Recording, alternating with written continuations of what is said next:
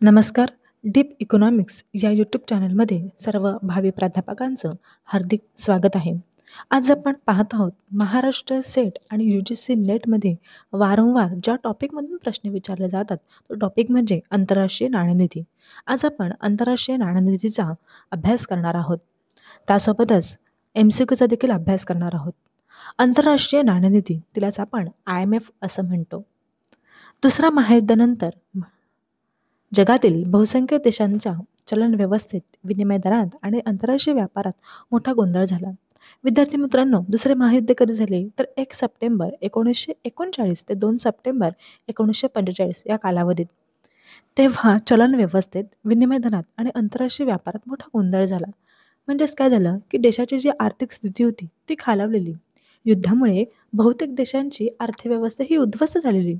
त्यामुळे चलनाची जी किंमत होती ती स्थिर राहिली नव्हती. तसेच सोन्याचा साठा कमी झाला होता. म्हणजे युद्धामध्ये अनेक देशांनी सोन्याचा मोठ्या प्रमाणावर वापर केला.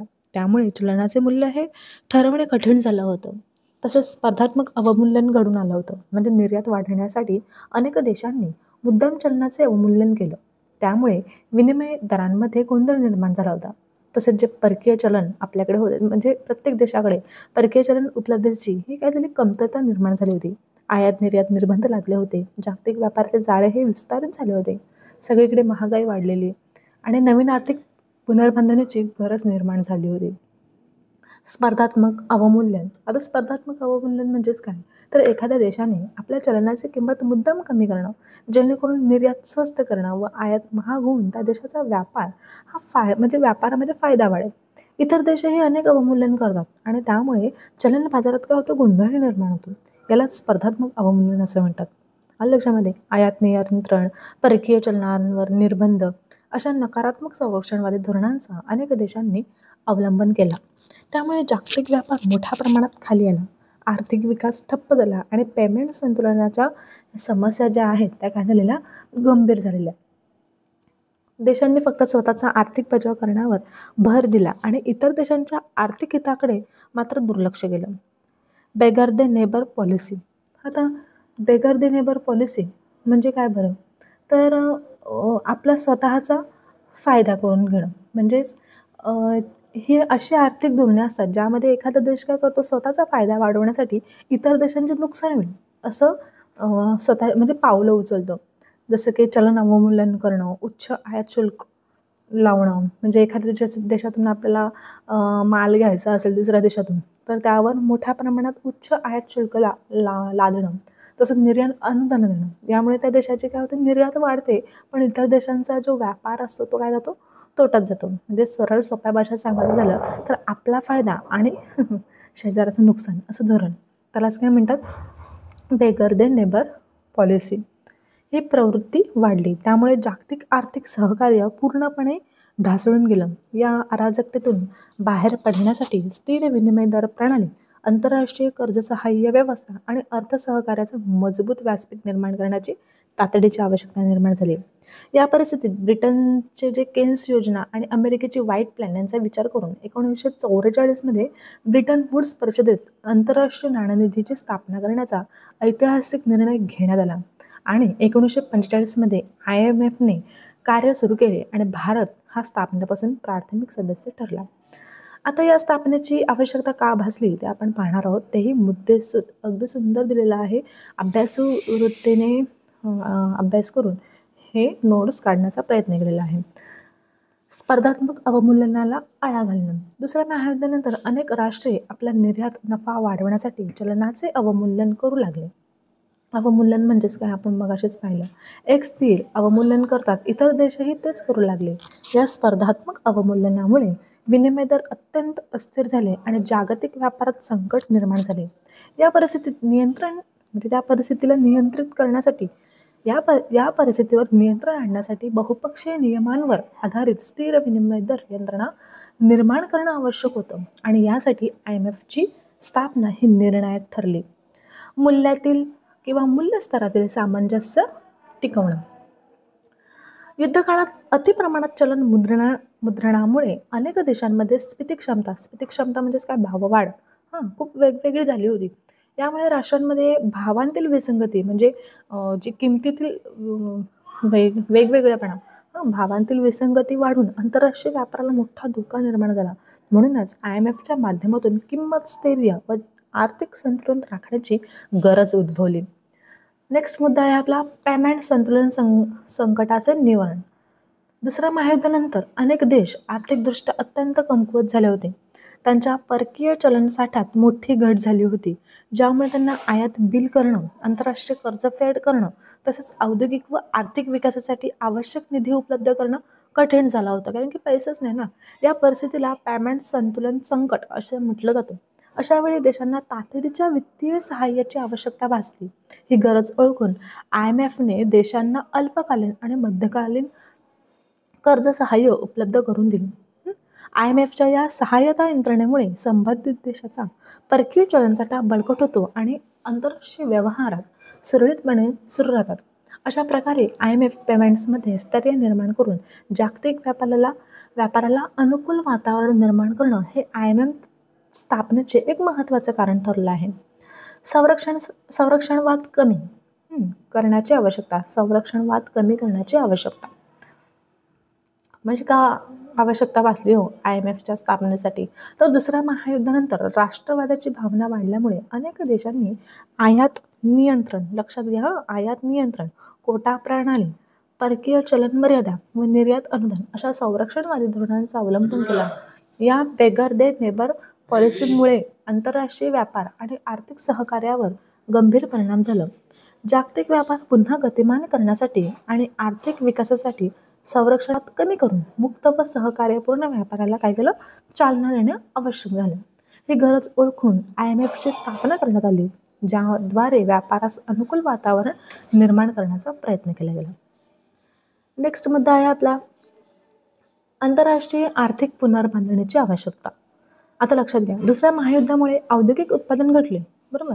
दुसऱ्या महायुद्धामुळे औद्योगिक उत्पादन घटले, पायाभूत सुविधा काय झाल्या, नष्ट झाल्या. या मूलभूत हव्या होत्या आपल्याला, पायाभूत सुविधा काय झाल्या, नष्ट झाल्या आणि आंतरराष्ट्रीय गुंतवणूक जवळजवळ थांबली.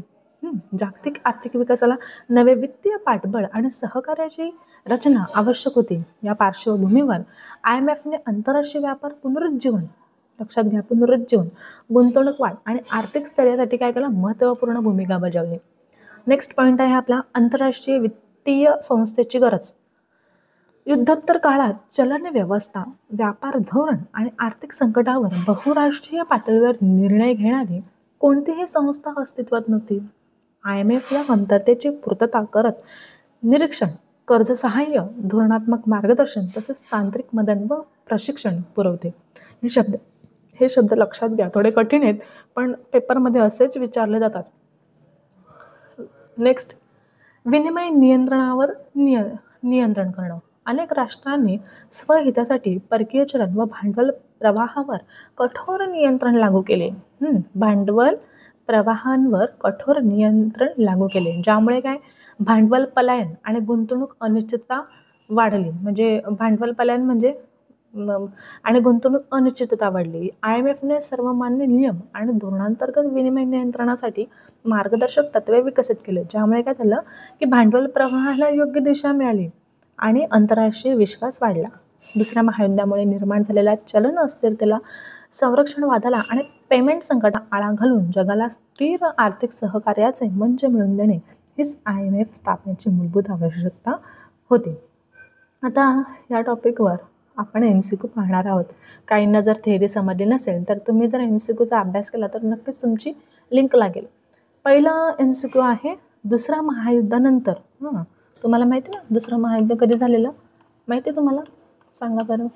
तर दुसरं महायुद्ध आहे हे 1 सप्टेंबर 1939 ते 2 सप्टेंबर 1945 या कालावधीत झालेलं. तेव्हा काय झालेलं 1 सप्टेंबरला की जर्मनीने पोलंडवर काय हल्ला केलेला आणि मग नंतर 2 सप्टेंबर 1945ला काय जपानने शरणागती वगैरे ते थोडं ओके. तर दुसरं महायुद्धाचा कालखंड 1 सप्टेंबर 1939 ते 2 सप्टेंबर 1945 लक्षात घ्या. दुसऱ्या महायुद्धानंतर IMF स्थापन करण्याचे मुख्य कारण कोणते होते बरं, सांगा.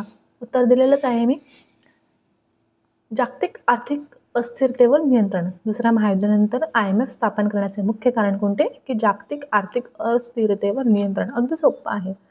दुसरा प्रश्न आपला काय, IMFची स्थापना कोणत्या वर्षात झाली.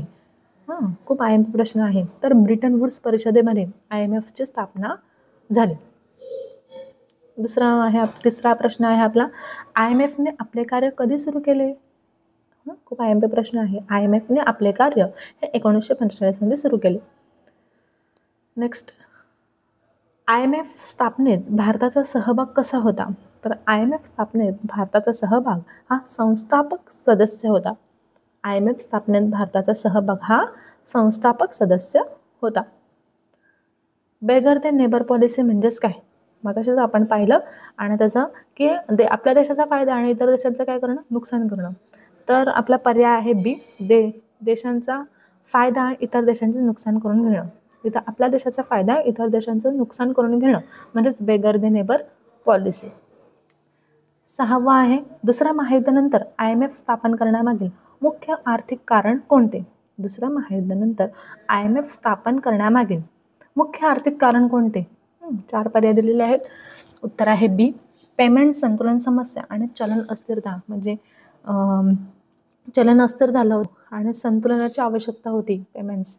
तर पेमेंट संतुलन समस्या आणि चलन अस्थिरता दुसऱ्या महायुद्धानंतर IMF स्थापन करण्यामागील हे काय मुख्य आर्थिक कारण आहे. नेक्स्ट आपला प्रश्न आहे, खालीलपैकी IMF कोणत्या माध्यमातून देशांना मदत करतो? तर IMF कुठल्या माध्यमातून करतं? तर अल्पकालीन व मध्यमकालीन कर्ज सहाय्य. तर आपला पर्याय आहे एच, पहिलाच आहे. अल्पकालीन व मध्यकालीन कर्ज सहाय्य IMF या माध्यमातून देशांना काय करतं? आर्थिक मदत करतं. नेक्स्ट आहे, स्थिर विनिमय दर प्रणालीचा उद्देश काय होता? उत्तर तुमच्या समोरच आहे. पर्याय ए, देशांच्या चलनाला स्थिर ठेवणं. स्थिर विनिमय दर प्रश्नामध्येच उत्तर दडलेलं आहे. स्थिर विनिमय दर प्रणालीचा उद्देश काय होता? तर देशांच्या चलनाला काय करणं? स्थिर ठेवणं. IMF स्थापन झाल्यानंतर जागतिक व्यापाराला काय फायदे झाले? पर्याय आहे आपला बी, व्यापारात स्थैर्य आणि मुक्त सहकार्य मिळालं. व्यापारात स्थैर्य, लक्षात घ्या, व्यापारामध्ये काय केलं? स्थिरता प्राप्त झाली आणि मुक्त सहकार्य. IMF स्थापन झाल्यानंतर जागतिक व्यापाराला याचे फायदे झाले. 10वा प्रश्न आहे आपला, IMF स्थापनेमागील संरक्षणवाद कमी करण्याचे कारण काय? बघा, IMF स्थापनेमागील संरक्षणवाद कमी करण्याचे कारण काय? पर्याय आहे बी, जागतिक आर्थिक सहकार्य आणि व्यापार चालू ठेवणं. जागतिक आर्थिक सहकार्य आणि व्यापार चालू ठेवणं हे IMF स्थापनेमागील संरक्षणवाद कमी करण्याचं मुख्य कारण आहे. अशा प्रकारे इथं आपलं संपतं. आणि नेक्स्ट व्हिडिओमध्ये आपण पाहणार आहोत आंतरराष्ट्रीय नाणेनिधीची उद्दिष्टे. लक्षामध्ये ते देखील आपण MCQ देखील पाहणार आहोत आणि नोट्स देखील अभ्यासणार आहोत. तर IMF हा टॉपिक अतिशय महत्त्वाचा आहे आणि सर्व विद्यार्थ्यांनी त्याचा अभ्यास करावा आणि महाराष्ट्र सेट आणि UGC नेटमध्ये तुम्हाला नक्कीच चांगले मार्क्स मिळतील. धन्यवाद.